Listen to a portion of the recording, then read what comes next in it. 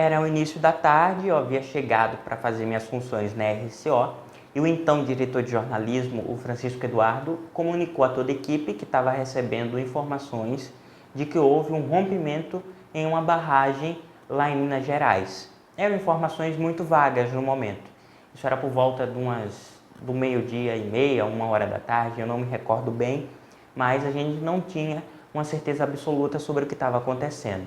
Com o tempo a gente começou a receber material, a gente recebeu um vídeo que mostrava uma correnteza muito forte e de uma cor muito escura, uma água de uma cor muito escura, passando por uma estrada e levando tudo que tinha junto.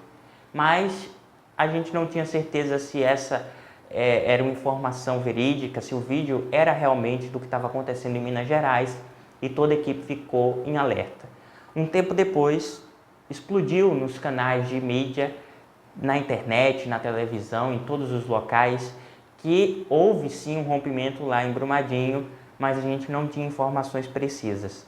Toda a equipe da RCO ficou atenta e começou a recolher as informações que chegavam. E um tempo depois, por volta entre 1h30 da tarde e às 14 horas, a gente entrou com o nosso primeiro plantão no dia 24, falando sobre aquele rompimento tão terrível que devastou tanto aquela cidade e prejudicou tanto as pessoas e também a natureza. Olha, a notícia foi recebida com muita surpresa, né? Porque a gente tinha recém-chegado aqui no nosso estúdio, né? Estávamos de mudanças e estava numa loucura total, né? A gente estava preparando, né? Programas e estúdios e aí a gente recebe uma notícia assim, a gente fica, e agora? O que a gente vai fazer, né? Aí a gente ficou aí a tarde, né, daquele dia inteira pensando no que fazer e organizando as coisas para fazer. E aí decidimos montar um plantão, né, para que a gente conseguisse atualizar as informações, mas foi uma coisa muito tensa, né, um dia muito tenso. A mente nem conseguia produzir direito os conteúdos para o plantão, porque a gente ouviu falar em barragem, a gente pensou em Mariana. Só que daí não, a barragem de Brumadinho. Ou seja, é mais um fruto da falta de segurança. E aí a gente pensa, meu Deus, e agora? Como é que a gente vai prosseguir com isso? Então foi bem punk, foi um dia bastante conturbado e bastante triste também, principalmente por conta das famílias que perderam seus entes queridos, né?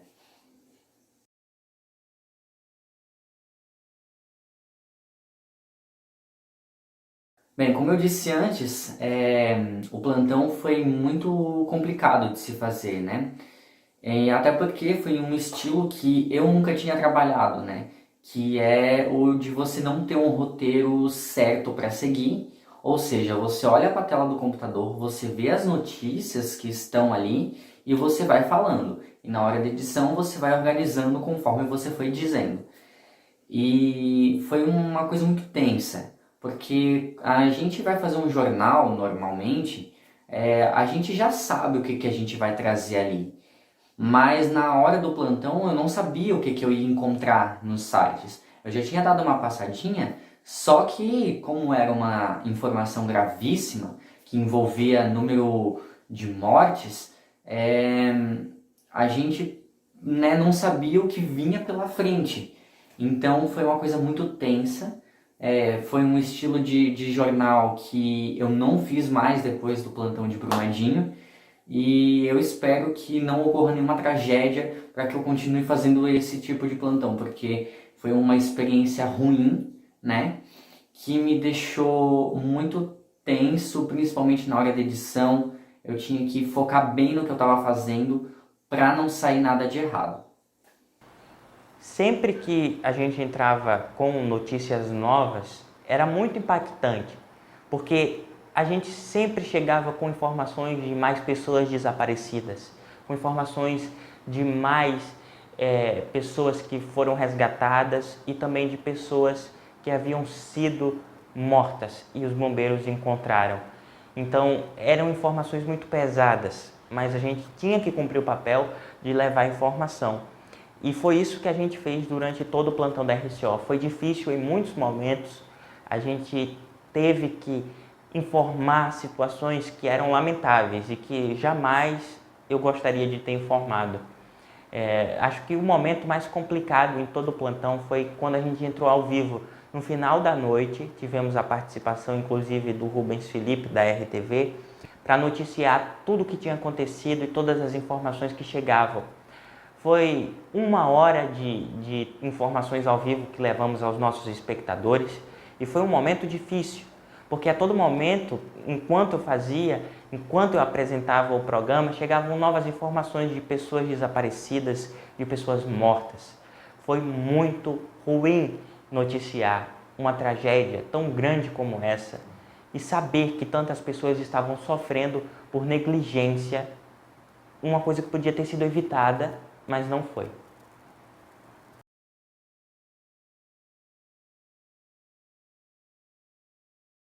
Eu espero muito que as pessoas culpadas por essa negligência, tanto a Vale como a empresa que havia feito a vistoria e afirmado que estava tudo bem com a barragem, sofram as consequências dos atos delas.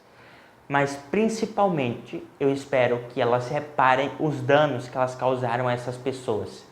São mais de 200 pessoas mortas. É uma tragédia gigantesca, mas principalmente um crime ambiental que deve ser punido e todas as pessoas, parentes ou vítimas desse acidente, devem ser reparadas.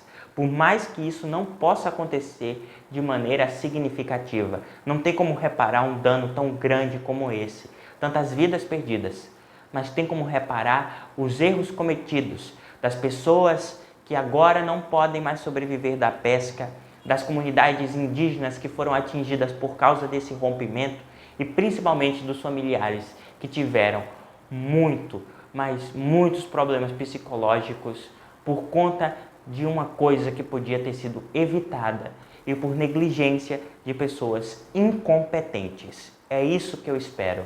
Espero paz para essas famílias e tranquilidade, porque eu sei que é difícil. Olha, uma coisa que eu sempre digo é justiça. Justiça tá aí para ser feita com todos. Mas eu não digo a justiça de que as pessoas que estão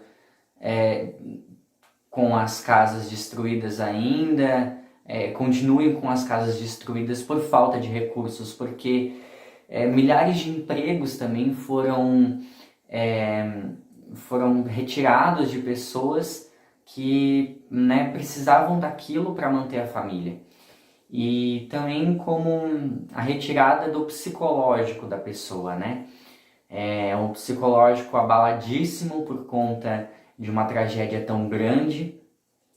Então, o que eu espero é a justiça. Claro que no nosso país a justiça é muito complicada, né? A justiça é só para aqueles que têm dinheiro e para quem não tem dinheiro, simplesmente que se lasquem. Como é o que aconteceu com algumas famílias em Brumadinho, né? Bastante famílias receberam aí auxílios, né? Porém, não é o dinheiro que vai melhorar a vida. Claro, ajuda, mas não vai melhorar 100%. As pessoas querem justiça. Justiça para que os criminosos, porque a tragédia de Brumadinho não foi um acidente. Acidente pode ser evitado. Aquilo ali poderia ter sido evitado. Só que não é um acidente qualquer, foi um crime ambiental. Mexeu com a estrutura de várias cidades, mexeu com o psicológico de várias famílias, mexeu com o meio ambiente, é um crime ambiental. E se é um crime, os responsáveis devem pagar por isso. Mas eu não estou dizendo pagar em dinheiro, entregar um dinheiro lá para a justiça e a justiça simplesmente ignorar eles ali depois. Eu estou dizendo pagar pelo que fizeram, de ir para prisão, ter que responder processo. É isso que deve acontecer. Mas no Brasil o que importa primeiramente não é a justiça para os humilhados e oprimidos e vítimas, e sim a justiça para aqueles que têm dinheiro. Se tem dinheiro, você está livre, pronto. Então é isso que eu quero, a justiça para que os criminosos responsáveis por esse crime ambiental seja feita e que as famílias aí consigam pelo menos ter um psicológico um pouco melhor depois da justiça, porque a justiça tá aí para todos, não só para quem tem dinheiro, mas para quem também só tem aí um bom coração para dar para as pessoas. É isso.